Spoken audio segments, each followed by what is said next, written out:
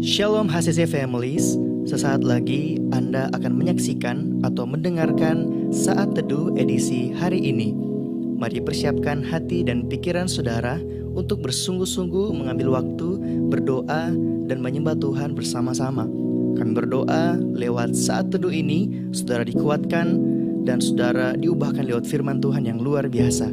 Mari siapkan hati saudara dan selamat menyaksikan.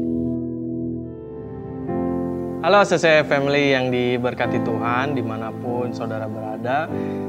Bapak Ibu Saudara sedang menyaksikan Worship from Home Saat Teduh. Nah, sebelum kita mendengarkan firman Tuhan, saya mengajak kita semua untuk berdoa terlebih dahulu.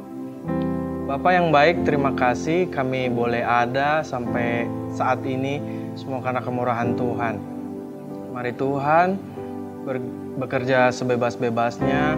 Kami undang Roh Kudus dalam kehidupan kami, agar kami boleh mengerti apa dari firman Tuhan, apa isi firman Tuhan, apa maksud firman Tuhan. Biar ada pewahyuan yang baru, ada hikmat yang baru dari Tuhan, dan kami percaya semua firman Tuhan selalu menguatkan kehidupan kami, selalu menguatkan iman kami, dan selalu meneguhkan iman kami di dalam Tuhan Yesus. Terima kasih Bapak, kami siap mendengarkan firman Tuhan di saat teduh ini dalam nama Tuhan Yesus. Amin. Firman Tuhan kali ini dari Keluaran 17 ayat yang kelima sampai yang ketujuh. Begini firman Tuhan. Berfirmanlah Tuhan kepada Musa, berjalanlah di depan bangsa itu, dan bawalah beserta engkau beberapa orang dari antara para tua-tua Israel. Bawalah juga di tanganmu tongkatmu yang kau pakai memukul sungai Nil, dan pergilah. Maka aku akan berdiri di sana di depanmu di atas gunung batu di Horeb. Haruslah kau pukul gunung batu itu, dan dari dalamnya akan keluar air sehingga bangsa itu dapat minum. Demikianlah diperbuat Musa di depan mata tua-tua Israel. Dinamailah tempat itu Masa dan Meriba, oleh karena orang Israel telah bertengkar dan oleh karena mereka telah mencobai Tuhan dengan mengatakan, adakah Tuhan di tengah-tengah kita atau tidak? Ketika bangsa Israel sampai di Rafidim, nah setibanya mereka sampai di Rafidim, mereka komplain sama Tuhan. Mereka justru bertanya sama Musa, kenapa kami kehausan Tuhan, kami kekurangan air. Nah, poin keluhan mereka adalah mereka kekurangan air, dan di ayat yang ketujuh berkata, adakah Tuhan di tengah-tengah kita atau tidak?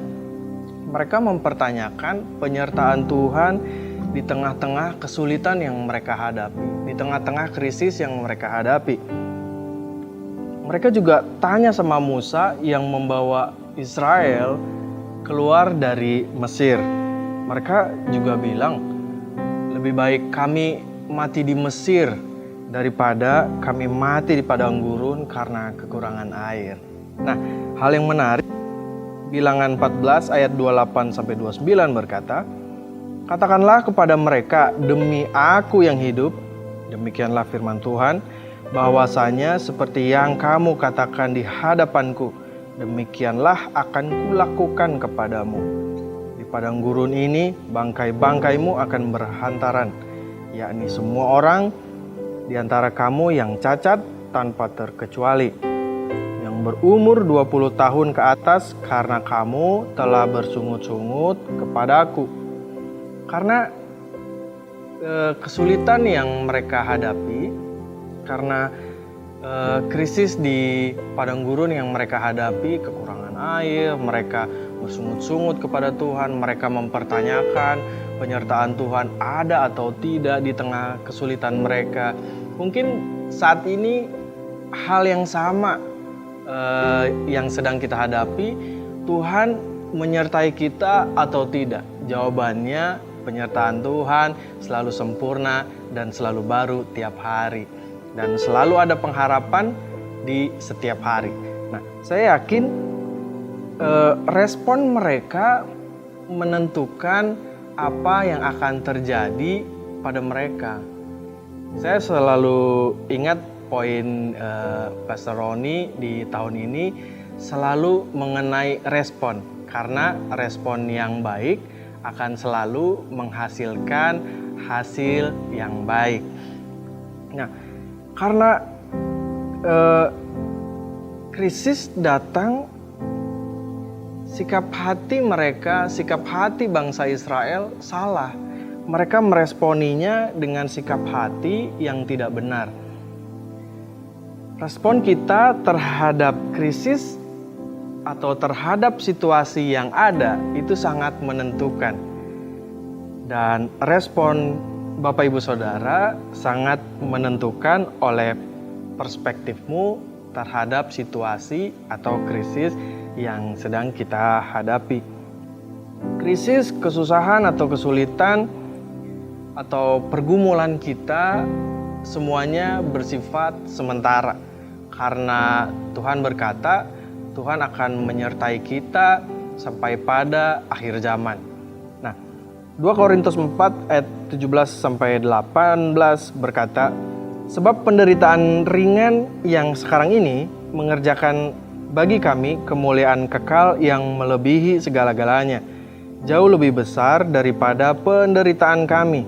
Sebab kami tidak memperhatikan yang kelihatan, melainkan yang tak kelihatan. Karena yang kelihatan adalah sementara, sedangkan yang tak kelihatan adalah kekal. Apa yang Tuhan sudah katakan melalui firman Tuhan ini? Mari kita meresponi dengan baik. Mari kita memberikan sikap hati kita untuk meresponi segala situasi apapun, keadaan apapun, dan kapanpun dengan respon yang baik.